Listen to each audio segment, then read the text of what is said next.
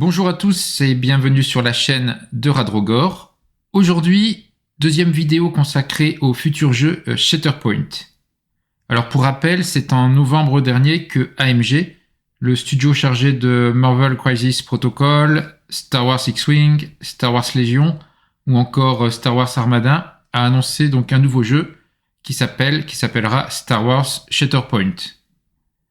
Depuis ma première vidéo, de nombreuses informations ont été publiées. Il était donc temps de faire le point.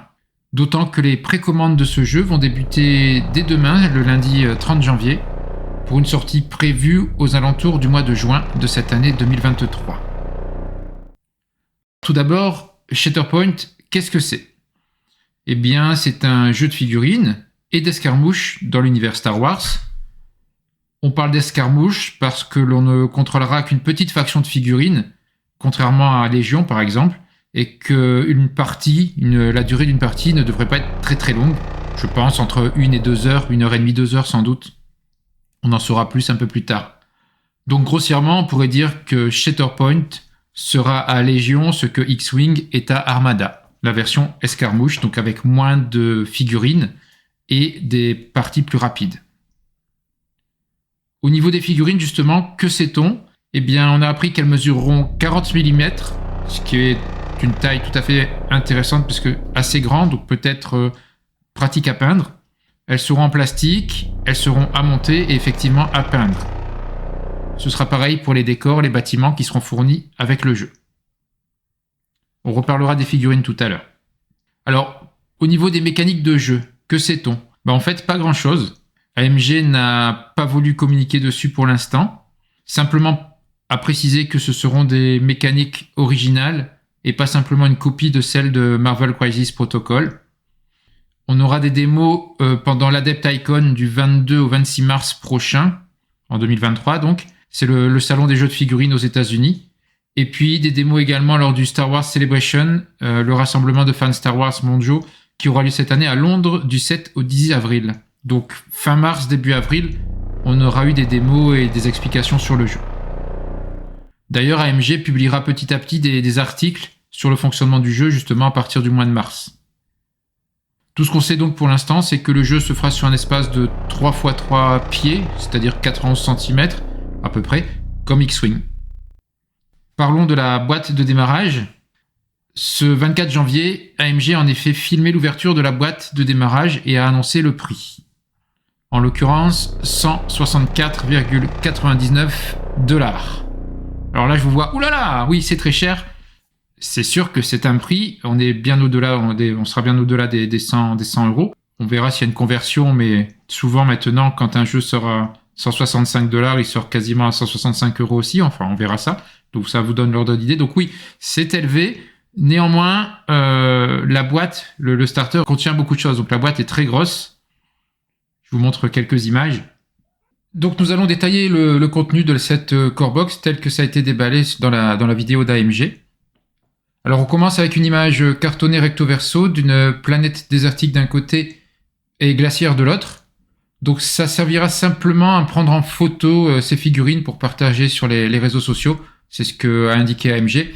Donc on pourra utiliser la boîte de jeu vidée avec ça. Et même une feuille d'instruction devrait expliquer comment faire pour prendre les photos de ces figurines. Donc ça sert juste, c'est pas pour le jeu, ça sert vraiment juste à partager ces peintures par exemple.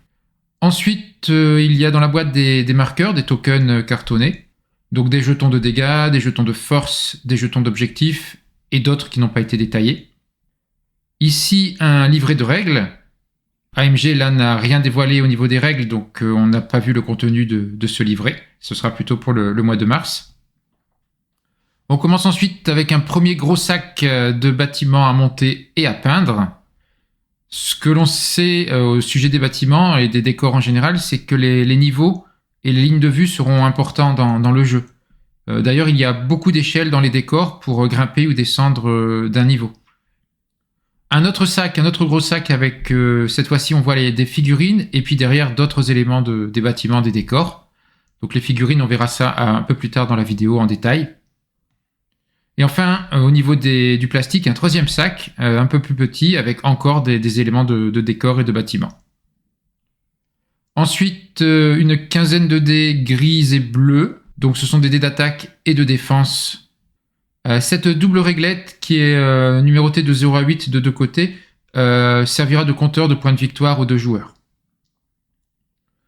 Ensuite, un paquet de cartes avec deux tailles différentes, donc des grandes d'environ 15 sur 10 cm qui vont reprendre les caractéristiques des personnages avec aussi des illustrations un peu cartoon ou manga.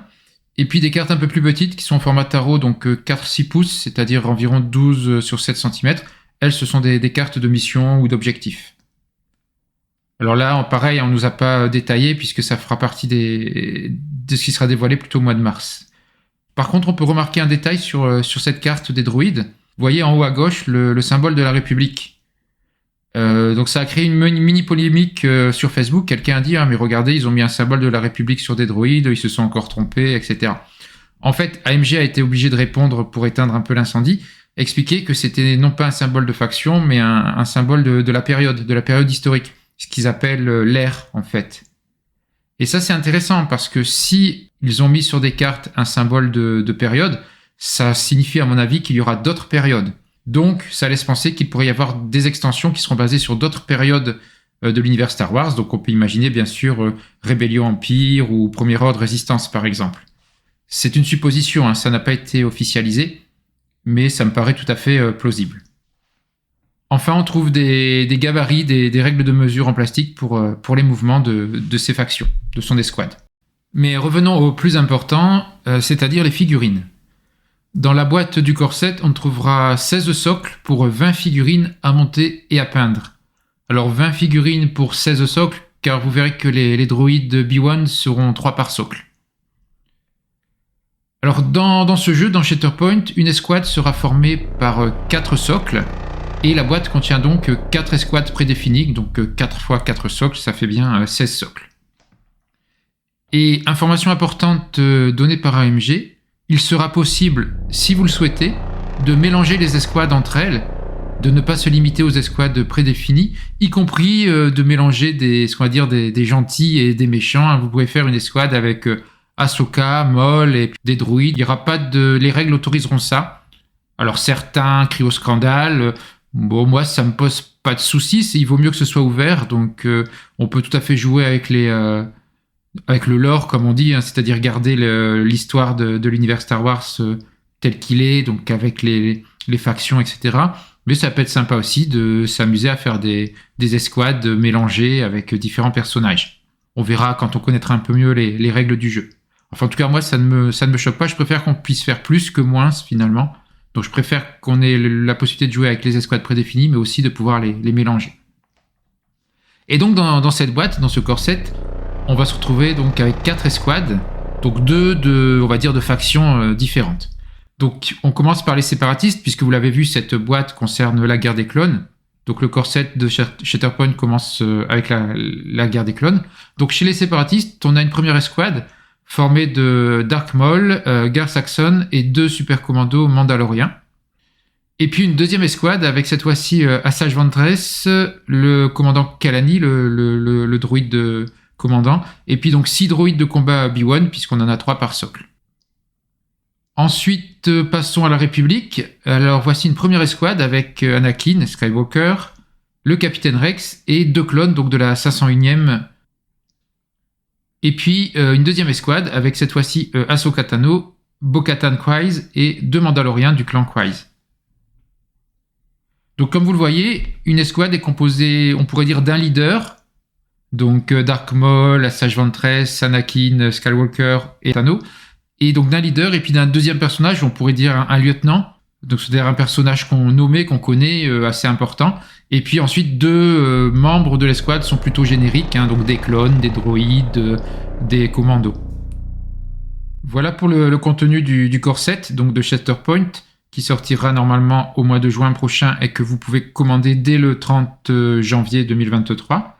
Donc, certes, 165$, c'est cher, mais vous voyez que dans cette boîte, vous avez 20 figurines, vous avez 3 paquets avec plein de décors de bâtiments, vous avez bien sûr les dés, les outils de manœuvre et tout le matériel nécessaire. C'est une somme importante, mais ramené au nombre de figurines, au nombre de 20 figurines, plus tout le décor, c'est tout à fait dans ce qui se fait par ailleurs, voire moins cher, je ne sais pas, je ne peux pas comparer exactement. Mais bon, de toute façon, le hobby, les jeux de figurines, c'est cher, surtout si on veut tout prendre, si on veut acheter les extensions. Mais voilà, par rapport à d'autres jeux, je pense qu'on est dans la norme. Donc le prix est élevé, mais il y a beaucoup de choses dans cette boîte, ce qui explique justement ce prix. Au niveau des autres informations que je peux vous donner, on sait que le starter, cette boîte Core 7, sera disponible en anglais, en français, en polonais, en allemand et en espagnol, pas d'italien, et que chaque extension, puisqu'il y aura des extensions, inclura cette fois-ci toutes les cartes dans toutes les langues, dans les langues que je viens de vous citer, dans les 5 langues, ce qui est une bonne chose, parce que ça veut dire qu'on pourra acheter une extension dans d'autres pays, je pense à l'Espagne par exemple, où parfois on trouve des prix un peu moins chers qu'en France. Donc si les extensions sont multilingues, bien on pourra acheter l'extension dans n'importe quel pays, donc en anglais, en français, en polonais, en allemand ou en espagnol. On aura les cartes françaises dedans, et donc on pourra faire peut-être des économies, même si je vous encourage bien entendu à acheter dans votre boutique préférée près de chez vous, plutôt que sur internet si possible, pour aider votre boutique à côté de chez vous à vivre bien sûr, et puis à toujours vous proposer de nouveaux jeux et de nouvelles figurines. C'était la petite parenthèse acheter local. Voilà, je pense que j'ai fait le tour de la boîte, mais AMG a déjà annoncé des extensions. En l'occurrence, en précommande, il y aura déjà une première extension qui sera disponible, qui s'appelle la Hellover Squad Pack, qui contient le général Obi-Wan Kenobi, le commandant Cody et 2 clones de la 212e. Cette extension est prévue au tarif de 49,99 $. Donc $50 pour 4 figurines à peindre. Ça fait 12 € et quelques, 12,50 € la figurine. Là aussi, effectivement, c'est pas donné, puisqu'après il faut monter, il faut peindre. Mais quand je ramène, par exemple, au jeu X-Wing, quand j'achète un petit vaisseau X-Wing, alors qu'il y a l'avantage d'être déjà peint et monté, on est au moins à 20 € pour une seule figurine. Là, 4 figurines, chacune à peu près à 12,50 €. Donc, vous voyez, on reste dans la norme. Le hobby, c'est cher. Acheter des figurines, surtout des extensions, c'est cher. Mais vous voyez qu'on reste dans la plage habituelle des prix. Donc, cette première extension devrait être disponible dès la précommande du Core 7. Et puis, AMG a annoncé également 2 autres extensions. Alors, pas vraiment des extensions, plutôt des packs de décors supplémentaires. Donc, 2 packs de décors, de bâtiments. Je vous montre ici les images. Donc, on n'a pas eu d'autres infos sur ces packs. Donc, pas d'infos de prix, notamment, ni de date de sortie. Néanmoins, regardez les images et le nom de ces packs. High Ground, donc c'est un terrain surélevé avec, vous voyez, beaucoup d'échelles. Donc ça confirme le fait que monter des étages, redescendre par des échelles pourra se faire dans ce jeu et que ça aura une importance dans le gameplay. Et puis l'autre pack s'appelle Tech Cover, donc mettez-vous à couvert, où vous voyez surtout des objets pour se protéger. Donc ça veut dire que les lignes de vue pourront être bloquées par des objets. Donc ça nous donne quand même des infos, hein. Ça nous confirme le fait que les différents niveaux seront supportés avec des échelles pour monter et descendre, et également qu'on pourra se mettre à couvert derrière le décor, donc le décor sera pris en compte pour la couverture des figurines. Concernant les bâtiments, AMG a publié une vidéo de peinture d'un des bâtiments de Shatterpoint, donc ça permet de voir un petit peu plus en détail les bâtiments, et puis la façon de le peindre. Donc je vous mets ici quelques images tirées de la vidéo d'AMG sur la peinture des bâtiments de Star Wars Shatterpoint. D'autres extensions, bien sûr, seront à venir. On les voit, notamment, on voit dans la vidéo de présentation du jeu qui est sortie en novembre, on voit qu'on aura une extension avec les Jedi Luminara et Barriss, avec des clones. Et il y aura une extension avec le comte Dooku, Jango Fett et 2 gardes droïdes de Dooku. Et puis une autre extension avec le général Grievous et puis les super droïdes de combat qui seront 2 par socle. Alors là, sur l'image, on voit 3 socles, donc je ne sais pas quel sera le 4e avec Grievous. Est-ce que ce sera un robot commandant, un autre robot, je ne sais pas. Donc vous voyez toutes les extensions qui sont à venir. des Jedi, le Kondoku, le General Grievous, Jango Fett. Donc encore beaucoup d'extensions autour de la guerre des clones. Et comme je disais plus tôt dans la vidéo, on peut espérer qu'on aura des extensions sur d'autres périodes, pas uniquement de la guerre des clones, mais ça peut-être ce n'est pas prévu pour tout de suite, ou ils attendent peut-être de voir comment le jeu va démarrer et va fonctionner, je ne sais pas. Je pense vous avoir tout dit sur Shatterpoint, en tout cas toutes les informations que l'on a pu avoir. Donc je vous rappelle que le jeu est prévu de sortir en juin 2023, qu'on peut le précommander dès le 30 janvier 2023, que le core set sera en différentes langues et donc aux alentours de 165$, que dès le départ on pourra avoir l'extension Obi-Wan pour une cinquantaine de dollars, que d'autres extensions sont prévues. Pour l'instant, dans la période de la guerre des clones, donc République contre séparatistes, j'ai bon espoir qu'on verra des extensions sur d'autres périodes un peu plus tard. Je pense que c'est un jeu qui a vraiment un bel avenir. En tout cas, moi, j'y crois pas mal. Je pense que je vais le précommander dans ma boutique. Bien sûr, ça aura un coût, hein, le core set, plus ensuite les extensions. S'il y a une extension par mois, je crois que c'était ce qui est prévu, une extension par mois à 50€, ça va vite chiffrer. Après, vous n'êtes pas obligé évidemment d'acheter toutes les extensions. Ce serait bien d'ailleurs qu'AMG nous donne un peu un calendrier des extensions pour qu'on puisse choisir finalement quelle période ou quel type de figurines on veut avoir. En tout cas, oui, je pense à un bel avenir pour ce jeu, puisqu'on va pouvoir jouer avec ces petites figurines, enfin petites, elles font quand même 4 cm.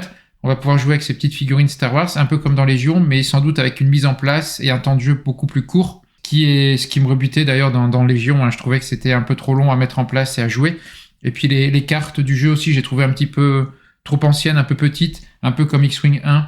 Donc c'est ça qui m'a rebuté sur Légion, même si j'avais très envie effectivement de jouer avec des figurines de Star Wars au niveau des personnages.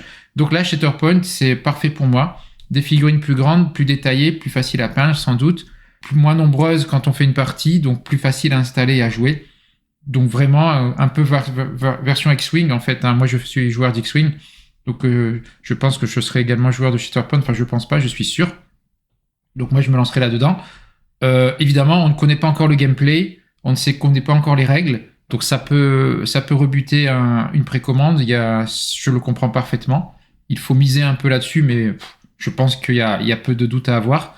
Et donc, je vous rappelle que de toute façon, on verra des démonstrations du jeu fin mars. Et puis en mars, AMG publiera des articles également pour expliquer certains points du jeu. On est déjà fin janvier, donc c'est finalement dans un mois et demi, dans un mois et demi qu'on aura des infos. Donc, il n'y a plus beaucoup à attendre. Donc, si vous hésitez, effectivement, attendez le mois de mars pour avoir plus d'infos. Ça sert à rien de précommander. Surtout qu'à ma connaissance, les précommandes n'offrent rien de particulier.